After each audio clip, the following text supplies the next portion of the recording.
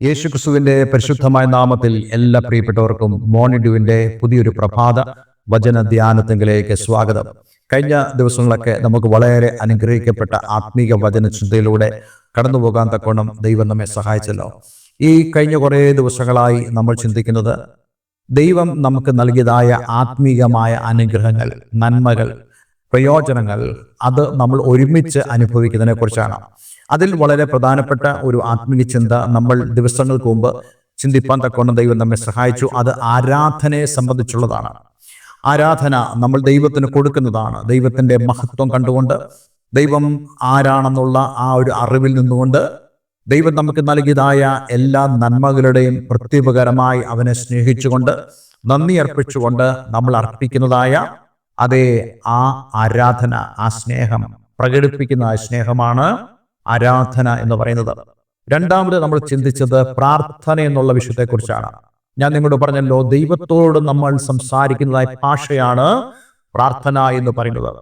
ലോകത്തിൽ ഏത് ഭാഷയിലാണെങ്കിൽ പോലും ദൈവത്തോട് നമ്മളുടെ ആത്മാവിനാൽ നമ്മൾ സമ്പർക്കപ്പെട്ട് നമ്മൾ പറയുന്നതായ വാക്കുകൾ, അതാണ് ദൈവത്തിന്റെ ഭാഷ എന്ന് പറയുന്നത്. അതുകൊണ്ട് ദൈവത്തോട് നമുക്ക് സംസാരിക്കാൻ കഴിയുന്നത് പ്രാർത്ഥനയിലൂടെയാണ്. വിശുദ്ധ ബൈബിളിൽ നമുക്ക് കാണുവാൻ കഴിയുന്നുണ്ട് വ്യക്തിപരമായ പ്രാർത്ഥന. ചില ആളുകളൊക്കെ ചിന്തിക്കാറുണ്ട്, ഞാൻ ഇങ്ങനെ സ്വന്തമായിട്ട് നിൽക്കുകയുള്ളൂ, എനിക്ക് അങ്ങനെ ഒരു സഭയുമായിട്ടൊന്നും ഒരു ബന്ധത്തിൽ പോകുവാൻ ആഗ്രഹമില്ല, എനിക്കൊരു കൂട്ടായ്മയെക്കുറിച്ചൊന്നും വലിയ ചിന്തയൊന്നുമില്ല, ഞാനിങ്ങനെ ഒറ്റയ്ക്ക് നിന്നോളാം എന്ന് ചിന്തിക്കുന്നതായ ആളുകളുണ്ട്. തീർച്ചയായിട്ടും വിശുദ്ധ വേദപുസ്തകം തനിച്ചുള്ള പ്രാർത്ഥനയെക്കുറിച്ച് പറയുന്നുണ്ട്, അല്ലെങ്കിൽ പേഴ്സണൽ പ്രയറിനെ കുറിച്ച് പറയുന്നുണ്ട്. യേശുക്രിസ്തു തന്നെ പറഞ്ഞില്ലേ, നീയോ പ്രാർത്ഥിക്കുമ്പോൾ അറയിൽ കടന്ന് അല്ലെങ്കിൽ മുറിയിൽ കടന്ന് വാതിലടച്ച് രഹസ്യത്തിലുള്ള നിന്റെ പിതാവിനോട് പ്രാർത്ഥിക്കട്ടെ എന്നുള്ളത്. തീർച്ചയായിട്ടും അത് നമ്മളുടെ പേഴ്സണൽ പ്രയറിനെ കുറിച്ച് തന്നെയാണ് പറയുന്നത്. എന്നാൽ അതേ സമയം തന്നെ കർത്താവ് യേശുക്രിസ്തു പറഞ്ഞതായ പ്രധാനപ്പെട്ട കാര്യങ്ങളുണ്ട്. അതിലൊന്ന് യേശുക്രിസ്തു നമുക്ക് നൽകിയ വാഗ്ദത്തമാണ്. അതായത് 2-3 പേർ എൻ്റെ നാമത്തിൽ കൂടി വരുന്നിടത്തൊക്കെയും അവരുടെ നടുവിൽ ഞാൻ ഉണ്ട് എന്നുള്ളത്. ലോകാന്ത്യത്തോളം എല്ലാ നാളും ഞാൻ നിങ്ങളോടുകൂടെ ഉണ്ടെന്നുള്ള ഒരു ഉറപ്പ് ദൈവം നമുക്ക് തന്നിട്ടുണ്ട്.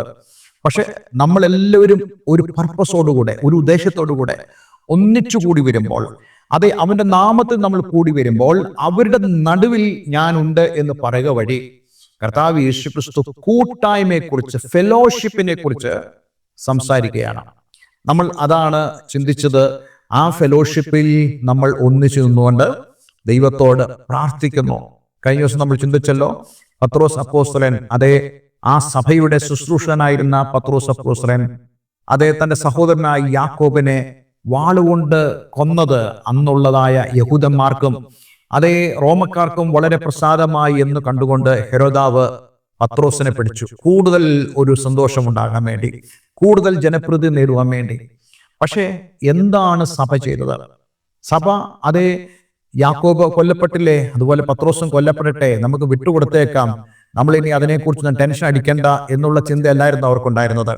മറിച്ച് അവർ ഇപ്പോൾ ഒരു ചിന്തയിലേക്ക് കടന്നു വന്നു, ഞങ്ങളുടെ ദൈവം വിടുവിക്കുന്നവനായ ദൈവമാണ്. ശദ്രക്കിനെയും മേശക്കിനെയും അബേദ്നെഗോവിനെയും തീയിൽ നിന്ന് വിടുവിച്ച ദൈവമാണ് ഞങ്ങളുടെ ദൈവമെന്ന് അവർ ചിന്തിച്ചു കാണും. അവർ ഒരുമിച്ച് ദൈവത്തോട് പ്രാർത്ഥിക്കുവാൻ ആരംഭിച്ചു. ഒറ്റയ്ക്കുള്ള പ്രാർത്ഥനയല്ല, എല്ലാവരും ഒരുമിച്ച് കൂടിയുള്ള ഒരു പ്രാർത്ഥന. ആരാണ് അവിടെ പ്രാർത്ഥിച്ചത്? സഭയാണ് പ്രാർത്ഥിച്ചത്. സഭയുടെ കൂട്ടായ്മയാണ് പ്രാർത്ഥിച്ചത്. ചില ആളുകളൊക്കെ പറയാറുണ്ടല്ലോ, ദൈവത്തിന്റെ ഒഫീഷ്യൽ ഏജൻസിയാണ് ദൈവസഭ ഇന്ന് ഈ ലോകത്തിൽ. അതുകൊണ്ട് ദൈവസഭയെ ആർക്കും അവഗണിക്കാൻ കഴിയത്തില്ല. ദൈവസഭയെ ആർക്കും അവഗണിക്കാൻ കഴിയില്ല എന്ന് ഞാൻ നിങ്ങളോട് പറയുന്നത് കേവലം ഒരു കൂട്ടത്തെ അവഗണിക്കാൻ കഴിയില്ല എന്നുള്ള അർത്ഥമല്ല.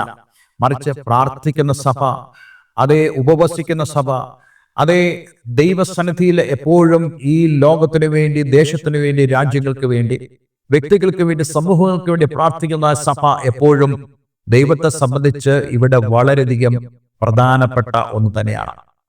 അവർ ഒരുമിച്ച് കൂടി പ്രാർത്ഥിക്കുന്നു. ഒരു വശത്ത് ഹെരോദാവിന്റെ പ്ലാനുകളുണ്ട്, എന്നാൽ മറുവശത്ത് പ്രാർത്ഥിക്കുന്ന ഒരു സഭയുണ്ട്. അവരുടെ പ്ലാൻ എന്താണ്?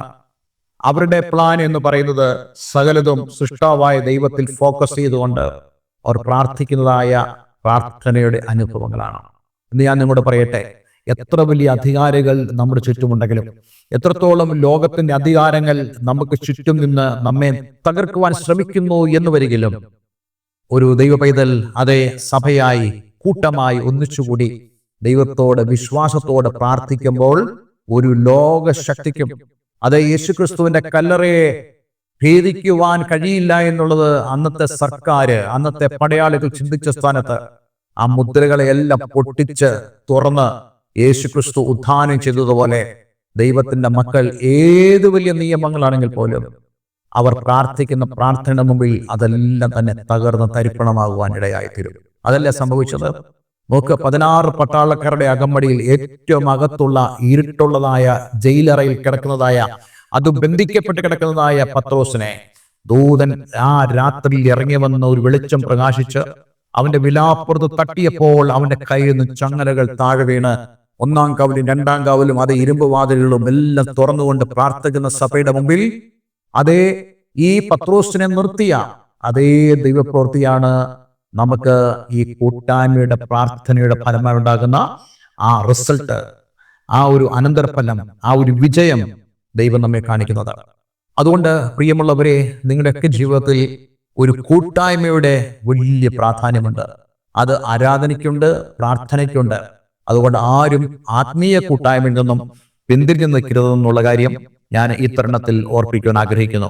നമ്മൾ ഈ ദിവസങ്ങളൊക്കെ ചിന്തിക്കാൻ പോകുന്ന മറ്റൊരു പ്രധാനപ്പെട്ട സന്ദേശം സ്നേഹത്തിന്റെ കൂട്ടായ്മ എന്നുള്ള വിഷയമാണ്. അതിനാസ്പദമായി നമ്മൾ ചില വാക്യങ്ങൾ വായിക്കുന്നുണ്ട്. ആ കൂട്ടായ്മ എന്നുള്ള വിഷയത്തിൽ ഒരൊറ്റ വാക്യമായിട്ട് സ്പെസിഫിക് ആയിട്ട് എനിക്ക് കാണിക്കാൻ കഴിയുന്നില്ല. പക്ഷെ സ്നേഹത്തിന്റെ അപ്പോസ്തലൻ എന്ന് നമ്മൾ വിളിക്കുന്നതായ യേശുക്രിസ്തുവിന്റെ മറവോട് ചാരുന്നതായ അതേ യോഹന്നാൻ തന്നെ സ്നേഹത്തെക്കുറിച്ച്, സ്നേഹത്തിന്റെ കൂട്ടായ്മയെക്കുറിച്ച് വ്യക്തമായി സംസാരിക്കുന്നുണ്ട്. ഇന്നത്തെ ഈ വചനധ്യാനത്തിൽ അത് വളരെ ലളിതമായിട്ട് മാത്രമേ, അല്ലെങ്കിൽ ഒരു ആമുഖം എന്ന വണ്ണം മാത്രമേ ഞാൻ നിങ്ങളോട് സംസാരിക്കാൻ ആഗ്രഹിക്കുന്നുള്ളൂ. വരും ദിവസങ്ങളിൽ നമുക്ക് കൂടുതൽ കാര്യങ്ങൾ അത് ധ്യാനിപ്പാനും ചിന്തിക്കുവാനും ദൈവം നമ്മെ സഹായിക്കട്ടെ. അതിനുവേണ്ടി നമുക്ക് ചില വാക്യങ്ങൾ ദൈവത്തിൽ വായിക്കാം. 1 യോഹന്നാൻ 4-ാം അധ്യായം അതിന്റെ 7-8 വാക്യങ്ങൾ. പ്രിയമുള്ളവരെ, നാം അന്യോന്യം സ്നേഹിക്കാം. സ്നേഹം ദൈവത്തിൽ നിന്ന് വരുന്നു. സ്നേഹിക്കുന്നവനെല്ലാം ദൈവത്തിൽ നിന്ന് ജനിച്ചിരിക്കുന്നു, ദൈവത്തെ അറിയുകയും ചെയ്യുന്നു. 4-ന്റെ 8-ാം വാക്യം. സ്നേഹിക്കാത്തവൻ ദൈവത്തെ അറിഞ്ഞിട്ടില്ല, ദൈവം സ്നേഹം തന്നെ. ഇവിടെ വളരെ പ്രധാനപ്പെട്ട ചില വാക്യങ്ങളാണ് നമുക്ക് കാണുവാൻ കഴിയുന്നത്. താൻ ആരംഭിക്കുന്ന ഇങ്ങനെയാണ്: പ്രിയമുള്ളവരെ, നാം അന്യോന്യം സ്നേഹിക്കുക എന്നുള്ളത്. പുതിയ നിയമത്തിന്റെ മൂലഭാഷ എന്ന് പറയുന്നത് ഗ്രീക്ക് ഭാഷയിലാണ്. ഗ്രീക്ക് ഭാഷയിലെ ഈ ഒരു വാക്യത്തിന്റെ ആദ്യത്തെ സെന്റൻസ്, അതായത് പ്രിയമുള്ളവരെ നാം അന്യോന്യം സ്നേഹിക്കുക എന്നുള്ളതിന് പറഞ്ഞിരിക്കുന്ന വാക്ക് ഇപ്രകാരമാണ്: അഗപ്പറ്റോയി അഗാപ്പോമൻ എന്നുള്ള ഒരു വാക്കാണ്. അതിന്റെ അർത്ഥം those who are loved let us love. സ്നേഹിക്കപ്പെട്ടവർ പരസ്പരം സ്നേഹിക്കട്ടെ, സ്നേഹിക്കപ്പെട്ടവരെ നമുക്ക് പരസ്പരം സ്നേഹിക്കാം എന്നുള്ളതാണ്. എന്താണ് ആ വാക്യത്തിന്റെ ആഴം? സ്നേഹിക്കപ്പെട്ടവരെ എന്ന് പറഞ്ഞാൽ നമ്മൾ സ്നേഹിച്ചിട്ട് സ്നേഹം പ്രാപിക്കുന്നതല്ല, നമ്മൾ സ്നേഹിക്കപ്പെട്ടിട്ട് സ്നേഹം പ്രാപിച്ചവരും സ്നേഹിക്കേണ്ടവരുമാണ് എന്നുള്ള ആശയമാണ് അവിടെ കൊടുത്തിരിക്കുന്നത്. അതിന്റെ അർത്ഥം നമ്മൾ ശത്രുക്കളായിരിക്കുമ്പോഴേ, അതേ നമുക്ക് മറ്റൊരു വേദഭാഗത്തിൽ കാണുവാൻ കഴിയുന്നുണ്ട്. ആ വേദഭാഗത്തിലേക്ക് നമുക്ക് കടന്നു പോകാം. ദൈവം എന്താണ് നമ്മുടെ ജീവിതത്തിൽ ചെയ്തത്? റോമാലേഖനം 5-ാം അധ്യായം 8-ാം വാക്യം. ക്രിസ്തുവോ നാം പാപികളായിരിക്കുമ്പോൾ തന്നെ നമുക്ക് വേണ്ടി മരിക്കയാൽ ദൈവം തനിക്ക് നമ്മോടുള്ള സ്നേഹത്തെ പ്രദർശിപ്പിക്കുന്നു. എന്താണ് ദൈവസ്നേഹത്തിന്റെ ആഴം?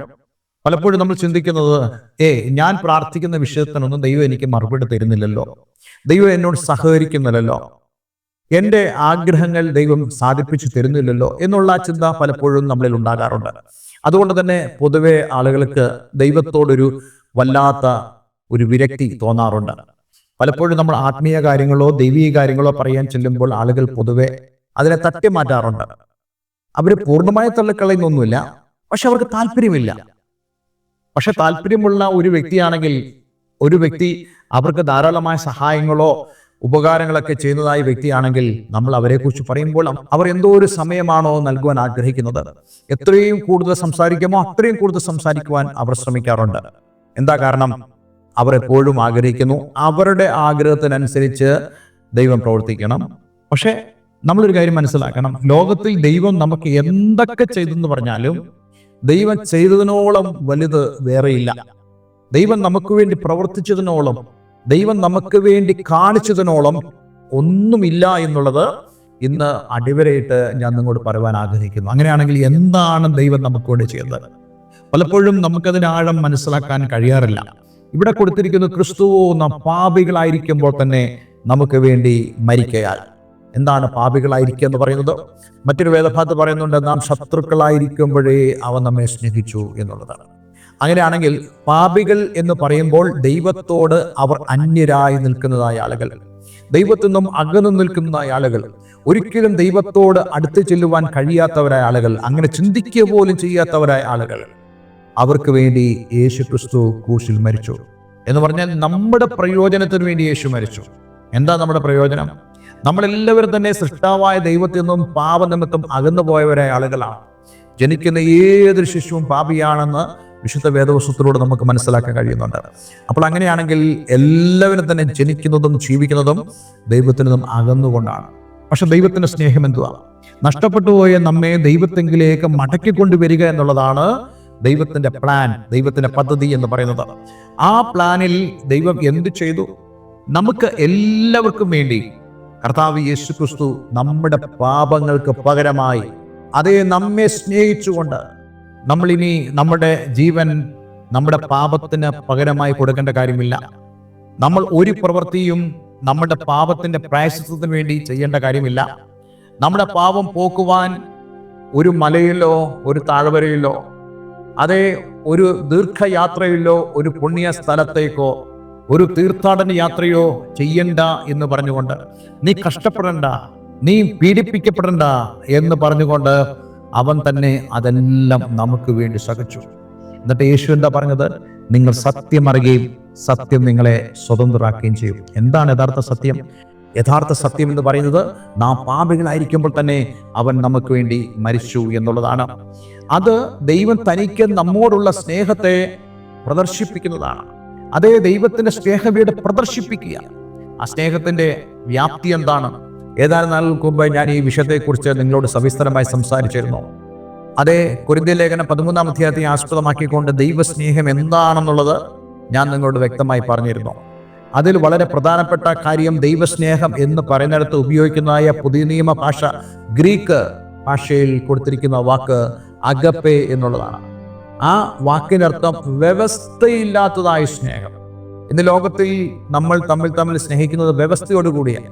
ഒരാൾ നമ്മെ സ്നേഹിക്കാൻ വേണ്ടി കടന്നു വരുമ്പോൾ നമ്മൾ എന്നാ ചിന്തിക്കുന്നത്? നമ്മൾ പൊതുവെ സംശയാലുവായിരിക്കും. നമ്മൾ എന്ത് ചിന്തിക്കും? ആ വ്യക്തി എന്നിൽ എന്തോ കണ്ടിട്ടാ വരുന്നത്, എന്തോ മുതലാക്കാൻ വേണ്ടിയുള്ള പരിശ്രമമാണ്, അങ്ങനെയല്ല നമ്മൾ ചിന്തിക്കുന്നത്. എന്നാൽ ദൈവത്തിന്റെ സ്നേഹം അങ്ങനെയല്ല. നമ്മൾ ശത്രുക്കളായിരിക്കുമ്പോഴേ അവൻ നമ്മെ സ്നേഹിച്ചു. അതേ നീ ക്രൂശിന്റെ ശത്രുവായിരിക്കുമ്പോൾ, നീ ദൈവത്തിൽ നിന്ന് അകന്നു നിൽക്കുമ്പോൾ, അതേ ശൗലിനെ കർത്താവ് സ്നേഹിച്ചതുപോലെ നമ്മെ ഓരോരുത്തരെയും കർത്താവ് സ്നേഹിച്ചു. ഈ സ്നേഹത്തിന്റെ കൂട്ടായ്മയെക്കുറിച്ചാണ് നമ്മൾ അടുത്ത ദിവസങ്ങൾ സംസാരിക്കുവാൻ ആഗ്രഹിക്കുന്നത്. ഇവിടെ നമ്മൾ കണ്ടതുപോലെ സ്നേഹിക്കപ്പെട്ടവരെ നാം തമ്മിൽ സ്നേഹിക്കാം. അതെ, ആ കൂട്ടായ്മയിലേക്ക്, ആ സ്നേഹത്തിന്റെ കൂട്ടായ്മയിലേക്ക് നമുക്ക് കടന്നു വരാം. അടുത്ത ദിവസത്തെ വചനധ്യാനത്തിനു വേണ്ടി കാത്തിരിക്കുക. ഒരുമിച്ച് ദൈവത്തിൽ നമുക്ക് പ്രാർത്ഥിക്കാം. സ്വർഗീയപിതാവേ, ഇന്ന് ഞങ്ങളെ കേൾപ്പിച്ച വളരെ മനോഹരമായ സന്ദേശത്തിനായി സ്തോത്രം. ഈ വചനഭാഗങ്ങൾ കേട്ട എല്ലാവരെയും ഞാൻ യേശുവിന്റെ നാമത്തിൽ അനുഗ്രഹിക്കുന്നു. കഴിഞ്ഞ ഏതാനും ദിവസങ്ങളായി ആരാധനയുടെ കൂട്ടായ്മയെക്കുറിച്ചും അതേപോലെ തന്നെ പ്രാർത്ഥനയുടെ കൂട്ടായ്മയെക്കുറിച്ചും ഞങ്ങൾക്ക് ചിന്തിപ്പാനും ധ്യാനിപ്പാൻ തക്കോണം അങ്ങ് സഹായിച്ചല്ലോ. ഇന്നു മുതൽ ഞങ്ങൾ പുതിയൊരു ആത്മീയ ചിന്തയിലേക്ക് പ്രവേശിക്കുന്നു. സ്നേഹത്തിന്റെ കൂട്ടായ്മ. ആ സ്നേഹത്തിന്റെ കൂട്ടായ്മയിൽ ഞങ്ങൾക്ക് ഒരുമിച്ചായിരിക്കാൻ, ദൈവത്തെ മഹത്വപ്പെടുത്തുവാൻ, ഒരുമിച്ച് ദൈവസ്നേഹം അനുഭവിക്കുന്നവരായി തീരുവാൻ ഞങ്ങളെ അങ്ങ് സഹായിക്കണമെന്ന് പ്രാർത്ഥിക്കുന്നു. പ്രാർത്ഥന കേട്ടതിന് നന്ദി. യേശു ക്രിസ്തുവിൻ നാമത്തിൽ തന്നെ. ആമേൻ, ആമേൻ.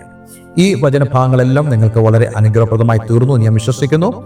നിങ്ങൾക്ക് ആത്മീയമായ കൂട്ടായ്മയ്ക്ക് ആഗ്രഹമുണ്ടെങ്കിൽ ഞങ്ങളെ ബന്ധപ്പെടാവുന്നതാണ്.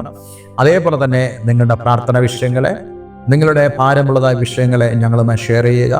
നമുക്ക് ഒരുമിച്ച് പ്രാർത്ഥിക്കുവാൻ ദൈവം നമ്മളെ ഇവരെ സഹായിക്കട്ടെ. എല്ലാവർക്കും നല്ലൊരു ദിവസം ആശംസിക്കുന്നു. God bless you all.